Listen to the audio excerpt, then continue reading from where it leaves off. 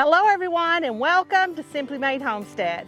Well, here in Central Florida, it's time to get our garden started.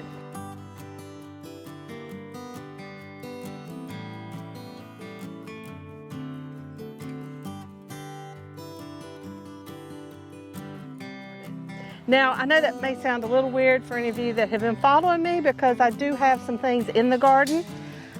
Being in Central Florida, we can garden year-round, you know, certain things like our brassicas and lettuces and things like that, as long as we don't get any really cold weather, which we do on occasion. Now, before we get into what really signifies the start of our spring garden, I just want to show you real quick what I've got growing here. There's not a whole lot of anything, but we got a little bit here, a little bit there. The onions are finally gotten up and going. The trick was I wasn't giving them enough water. They love a lot of water, so I really started concentrating on giving them lots of water, keeping them well watered, fertilizing them once a week, and not with a triple, but like something that's really high in nitrogen. That's what it wants. It needs nitrogen every week until they bulb, and then you stop fertilizing. So I've been doing that, and you see they're looking a whole lot better. Look at Honeydew. Here comes Honeydew. Honey didn't do his hairdo. Honey didn't do his hairdo? That's okay. We're gardening. It ain't about hair. Yeah, ain't no one gonna see me today. Wait, no. Just a whole bunch of people are seeing you. But anyway, I've got some broccoli here that's about done. I just need to cut it back. A little spinach, some arugula, Chinese cabbage for making my husband some kimchi, which I've never done, but hopefully I'll be able to figure it out and make a success out of it. And we've got some celery. Now it's here, you know, you can't grow celery in Florida, and it might still bolt before the stalks get up big enough for me to get it, but it's doing really well so far. And we've got days, we've been in the 80s during the day for a couple of days, and we got about 3 more of it, and then we got a little reprieve down into the 70s as highs, but then we're back in the 80s. So I don't know, we'll have to wait and see.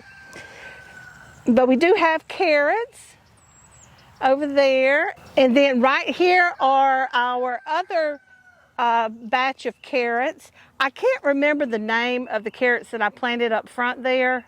They may be the same kind, I don't know, but they keep coming out. I'm gonna post a picture right here. It's okay. We keep getting bow-legged carrots, so I don't know what's up with that. But this is the Nantes, Nantes. They grow really nice and straight and long, and they're just, we love them. We really love them. I fermented some yesterday with some cabbage. Oops, well that one just broke off. Well, doggone it. I pulled a bunch up the other day, so I don't know if I'm going to be able to find a very big one, but that's okay. We'll eat it anyway. I've been trying to have a salad every day, and it'll be good for putting on a salad. So here's a young one. It wasn't quite ready, but as thick as my carrots are planted the way I plant them, and if you haven't seen the video on how to germinate carrots successfully every time and get a really good crop of carrots, I'll link that video for you in the description box below. But there we go there. Let's see if we can find one more. They may not be really big like that one there, and I got some really nice ones out the other day because I hadn't pulled from this area at all. When I plant my carrots, you know, I just sprinkle them out. If you check out that video, and you will see that the carrots, this is how they come up. See how they're nice? They're really thick in the middle. And I do come in, and what we do, we come in here, and then anything that is like really close together, if we see a big one, then we'll pull this up, and it allows room for other carrots to grow bigger. See? And that's a nice size carrot. Now these will get even bigger than that. They will get longer, but that is a really nice carrot. And then it allows space for these other ones to get bigger. So even though we're planting them, really, you know, sprinkling them out there, they're coming in nice and thick and close together. You just go through there. But see, I have been through here, and you see how this one's far away from these two. So this is where I have come in here before, and I have pulled these out and made space for other carrots. Now see this one right here? This is a good sized one right here in the middle. And we've got these two on each side. So, oh, it feels like it's gonna, oh, please don't tear off. Doggone it. It's gonna do it. But we have another bed up there. Let's go pull one up there and see if we can get a bow-legged one. All right, now up here you'll see, this is another patch. I haven't been in this patch as much. And you can see there's a lot of carrots really close together in here. Here's a big one. He looks like he's pretty good size. He probably won't be grand, but we're gonna pull him anyway. We'll see what he looks like. Oh my goodness, that's a rabbit carrot. I think the bunnies are gonna get that one. All right, we gotta do better than that. It is so thick up here. I really need to get some pulled out of here. Here's one here that looks like it might be a pretty good, oh, and that feels really little too. I literally just stuck it back in the ground, y'all. But if any of you were watching when we were getting ready for the storm, for Ian to come through here, and well, no, it wasn't Ian, it was the freeze. We had a freeze coming, and I had carrots that were ready, that were germinated, ready to go in the ground. I put them down, covered them super, super heavy with straw, and yeah, they didn't do squat. That wasn't a smart move on my part. But that is the only time my germinated carrots that didn't come up, and that was, you know, that was because of the weather and the extreme temperatures. All right, y'all, we got us some little baby carrots here, and that's a nice one. But anyway, let's go check out the asparagus, see if we got anything coming up. Well, here we are in the asparagus patch, and you can see this hole has been filled in, and this one right here, and then one down there. I did that yesterday, day before, don't remember. And but now, because we're still waiting, you got to wait till those asparagus get up, you know, about just below dirt level, and then you fill in the hole. And so those were up and they were ready to go. But you can see here, we got a little guy right there. We got a little guy right there. This one right here, he's man, this little dude, I don't know, he's kind of different. He's got all kind of spears going off one thing. Here's two good sized ones there. That'll be ready to fill in probably tomorrow.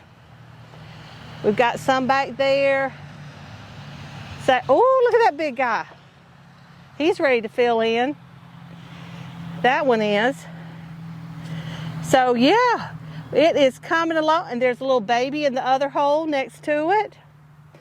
So the asparagus patch is coming along, and we are going to be, look at that. See, we'll give that another couple more inches, and then we'll fill that one in. And then they'll come right on up out of the dirt, and we'll have us an asparagus patch in no time. All right, y'all, that's what's going on in the garden right now. But the asparagus patch now, that is a long-term food source for us. So I'm super excited about that. I mean, it lasts a long, long time. It'll keep coming back and coming back and coming back. Comes back better and better for a long period of time before it starts dwindling off. We've got, honey, if I live long enough to eat all the asparagus out of that patch, I'll feel very blessed. But to begin our spring garden, the first thing that goes in the ground are the potatoes. And here it is time to plant it. I've got a friend who she has already planted hers. Now she has to grow her things in pots, and she has her potatoes planted in her pots. They have already sprouted up.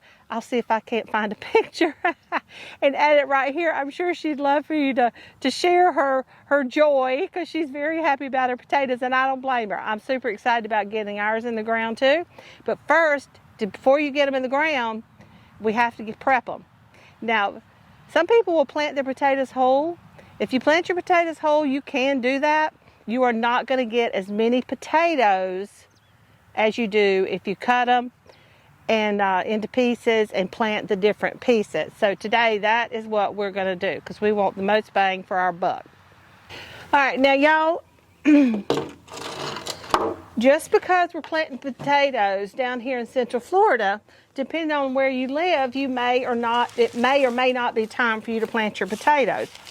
So make sure you find out your zone and when you're supposed to plant potatoes in your area. They do like cool weather, which even though we're in the 80s, but still, it gets down a little bit at night, cooler than summertime. So, and we could very well get another like really cold spurt of weather. And if that happens, and if the green is up, then I'll just put lots of dirt over the top, straw, something, and that way they'll be protected. But make sure you check it out. There's tons of information online, guys. You just Google garden planner, when to plant potatoes in my zone. And if you need to know your zone, I'll put a link down below for you where you can just put in your zip code and be able to find that out for you. Now, last year I planted red Norland and what did I plant last year? Yukon Gold, I believe. I believe it was. I know it was red Norland. I believe it was Yukon Gold. This year, I'm going to plant some fingerlings. They're the little French fingerlings. So I'm going to plant those this year, because I thought they would be, you know, really good for roasting. And what you do, see, this one is really easy to see. You see that little knot right there? I'm going to bring y'all in closer. You see that looks like a little root right there? That is an eye, which will turn into a sprout, which will sprout up a potato. But if you look down here, even this tiny, I hope you can see that tiny little speck right there, that's an eye. If these sat out and just I laid them out and kept them longer before I cut them, that would sprout just like that end right there. See, and like on these potatoes, sometimes they're really hard to see. They're teeny tiny, and they're hard to see. So those are the fingerlings. These are more red Norlands. That was the one potato my dad always grew, were the red Norlands. So I love them. I'm used to them. But see, like this one, you see all the eyes on that? Real easy to identify. And that's how we're going to decide how we're going to cut up our potato. So that's the red Norland. Let's see what our other ones are here. Now I got all of my potatoes from Haas Tools. What are these? These are the German Butterball. I've never grown these before, so I thought I'd give them a try. And these two, they have a little bit more on the eyes, but you can see like this one's a little bit easier to see than the fingerling. See that tiny little thing? That's an eye, y'all. You can count that because it will continue to grow and sprout. So what we're going to do, I think we're going to start with the red Norland since they're easier to see and y'all will be able to see exactly what I'm talking about. Now you can, I know when we leave Costco, we get flats, the flat cardboard boxes that you get to load your groceries up in. And so, but something like that, a cardboard box, newspaper, if you have a place where you can just lay your potatoes out, because you're going to need to lay them out once we cut them. And we'll do the cut side up so the air can get to them and they'll heal. They'll heal over. If you plant them without healing, they can start to rot and things can happen to them that we just don't want to happen. There is some kind of stuff that you can, like, I think you dust them with, toss them around in this dust. I don't know what it is. I've never used it, so I can't recommend that.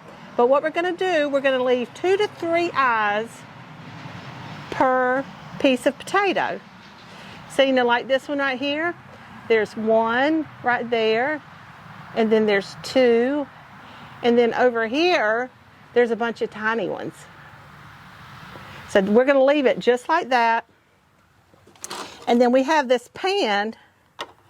I really want to put some paper down at the bottom of that. I think I'm going to go get some because it's just dirty and I didn't clean them out. We bought these from a fella that was going out of the blueberry business, and he was selling them $2 a piece. So let me go grab a piece of paper, because I do try to save my paper, and I'm going to put that down there on the bottom of that. Now, if these had been washed, I probably would have put my potatoes right on in there like that. But they haven't been washed. And like I said, they were berry trays, and just in case there's any kind of disease or anything left on the trays, it's my bad for not doing that. But I've got this paper, and it just comes in, you know, packages that we've gotten.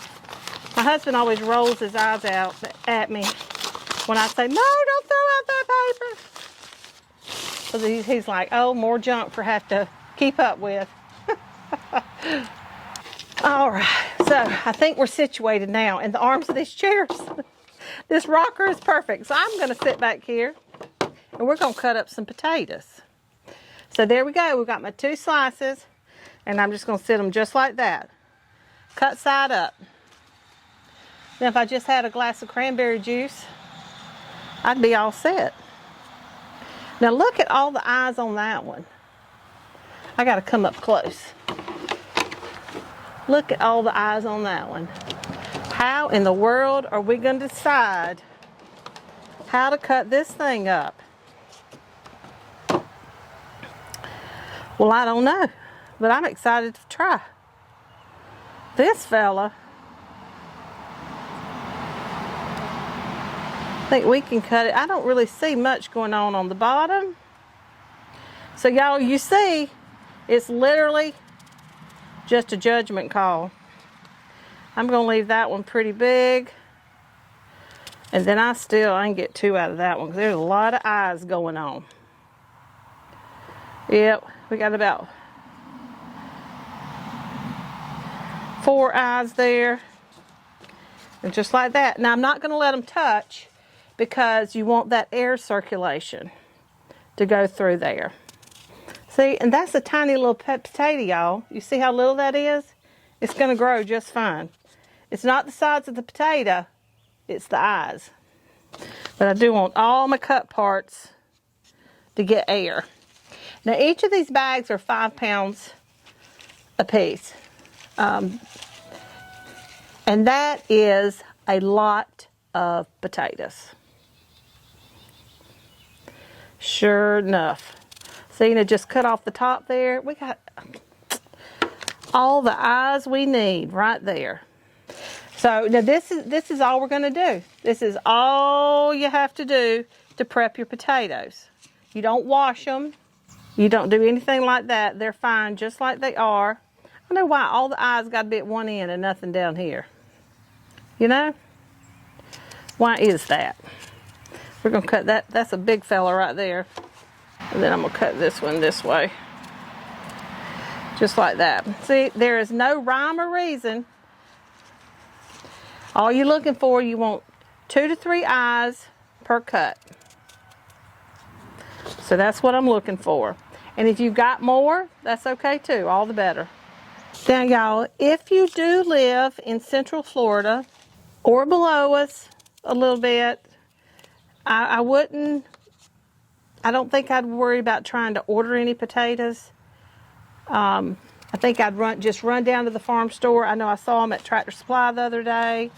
I'm sure we have a farm store here called Rural King. I'm sure you can go to some places around the nurseries Lowe's. I've seen them at Lowe's and Home Depot, that you can go and pick up potatoes. So don't worry about trying to order them online. Head on down to the store, get your potatoes, get them cut up, and let's get us a crop of potatoes going.